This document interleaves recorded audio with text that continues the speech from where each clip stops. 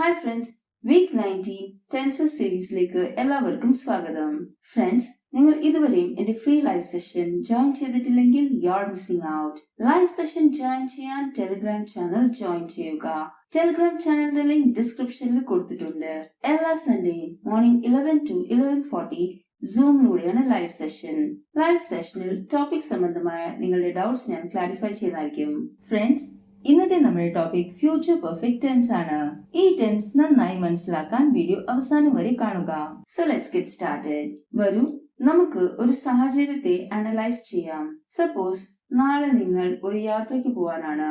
അപ്പോൾ നിങ്ങളുടെ ഫ്രണ്ട് നിങ്ങളോട് വിളിച്ചു ചോദിക്കുകയാണ് എത്ര മണിയാകുമ്പോൾ സ്റ്റേഷനിൽ എത്തും. അപ്പോൾ നിങ്ങളുടെ മറുപടി 9:15 ആണെന്ന് വിചാരിച്ചു.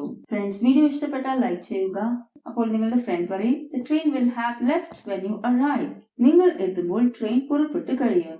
ഇപ്പോൾ ട്രെയിൻ ഭാവിയിൽ രാവിലെ 9 മണിക്കാണ് പുറപ്പെടുന്നത്. നിങ്ങൾ 9:15 സ്റ്റേഷനിൽ എത്തിച്ചേരുന്നത്. അത് കാരണം നിങ്ങൾ എത്തുമ്പോൾ ട്രെയിൻ പുറപ്പെട്ടു കഴിയും. The train leaves in the future at 9 a.m. You arrive at the station in the future at 9:15 a.m. The train will have left when you arrive. When you arrive, the train will have left. The future perfect tense indicates that an action that is expected or planned to happen before a point of time in the future. ഭാവിയിൽ ഒരു നിശ്ചിത സമയത്തിനു മുമ്പ് ഒരു പ്രവർത്തനം പ്രതീക്ഷിക്കുകയോ അത് plan ചെയ്യുന്നതിനോ നമ്മൾ ഫ്യൂച്ചർ പെർഫെക്റ്റ് ടെൻസ് ആണ് ഉപയോഗിക്കുന്നത്. ഫ്യൂച്ചർ പെർഫെക്റ്റ് ടെൻസിന്റെ അഫർമേറ്റീവ് ഫോം നോക്കാം. Rule will or shall plus have plus third form of the verb, അതായത് past participle form of the verb. വരൂ എക്സാമ്പിൾ നോക്കാം. The train will have left when you arrive. ഇപ്പോൾ future perfect tense മറ്റെവിടൊക്കെ ഉപയോഗിക്കുന്നത് നോക്കാം. The future perfect tense is used to talk about an action that will finish before a certain time in the future. ഭാവിയിൽ ഒരു നിശ്ചിത സമയത്തിന് മുമ്പ് പൂർത്തിയാക്കുന്ന ഒരു പ്രവർത്തനത്തിന് വേണ്ടി നമ്മൾ ഫ്യൂച്ചർ പെർഫെക്റ്റ് ടെൻസ് ആണ് ഉപയോഗിക്കുന്നത്. Example, by 8 o'clock tomorrow I will have flown to India. ഇനി മറ്റെവിടൊക്കെയാണ് ഫ്യൂച്ചർ പെർഫെക്റ്റ് ടെൻസ് ഉപയോഗിക്കുന്നത് നോക്കാം. The future perfect tense is used to talk about an action that will be completed before another event takes place.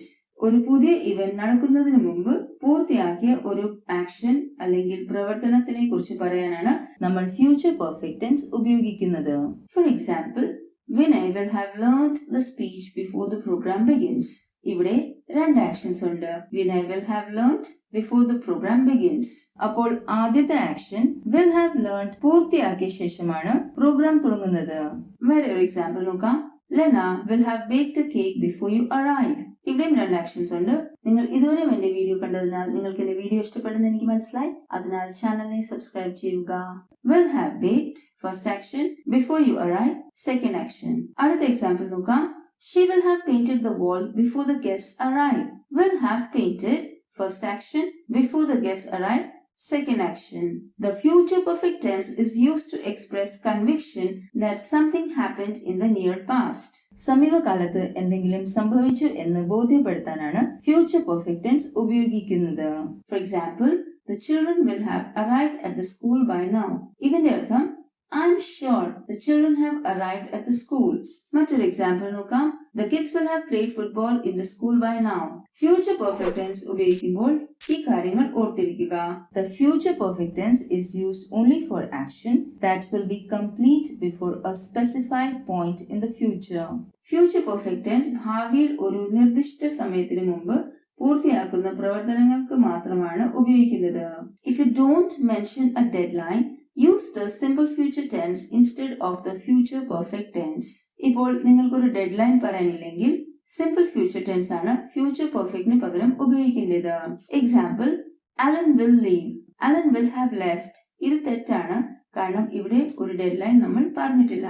അതിനാൽ future perfect tense ഉപയോഗിക്കുമ്പോൾ ഒരു deadline പറയുന്നത് അത്യാവശ്യമാണ്. The deadline can be very specific, 2 o'clock, or it can be vague, next week. ഇപ്പോൾ deadline ഉപയോഗിക്കുമ്പോൾ നിങ്ങൾക്ക് വളരെ specific ആയിട്ട് പറയാം, അല്ലെങ്കിൽ അവ്യക്തമായിട്ടും അത് പറയാം. It can even depend on when something else happens. മറ്റെന്തെങ്കിലും ഒരു ഇവന്റ് നടക്കുമ്പോൾ അതുമായിട്ട് ബന്ധപ്പെടുത്തി നമ്മൾക്ക് ഒരു ടൈം ലിമിറ്റ് പറയാം. It just has to be some time in the future. അത് ഫ്യൂച്ചറിൽ ഒരു ടൈം ആയിട്ടൊന്ന് മാത്രം. ഇനി ഫ്യൂച്ചർ പെർഫെക്റ്റ് ടെൻസിന്റെ നെഗറ്റീവ് ആൻഡ് ഇന്ററോഗേറ്റീവ് ഫോംസിനെ കുറിച്ച് മനസ്സിലാക്കാം. നെഗറ്റീവ് ഫോം റൂൾ നോക്കാം. Subject plus will or shall plus not plus have plus third form of the verb plus object. He will not have received the letter. Will not ന്റെ short form ആണ് won't. He won't have received the letter. She will not have bought a new camera. She will not have stolen your money. ഇനി interrogative form നോക്കാം. Rule will plus subject plus have plus V3 form of the verb plus object. ഇത് ഒരു open ended question അല്ല, ഇതൊരു close ended question ആണ്. Example നോക്കാം. Will they have answered the question correctly? Will the police have caught the thief? ഇനി future perfect tense ന്റെ time expressions നോക്കാം. Time expressions by heart ചെയ്യുക. ഇത് ബൈ ഹാർട്ട് ചെയ്യുന്നതോടെ നിങ്ങൾക്ക് ടെൻസ് ഐഡന്റിഫൈ ചെയ്യാനും ടെൻസസ് ചേഞ്ച് ചെയ്യാനും വളരെ എളുപ്പമായിരിക്കും. സോ ടൈം എക്സ്പ്രഷൻസ് നോക്കാം. By the time, before, until or till. ഇത് കൂടുതലും നെഗറ്റീവ് സെന്റൻസസിലാണ് ഉപയോഗിക്കുന്നത്. By then, by the end of, by tomorrow.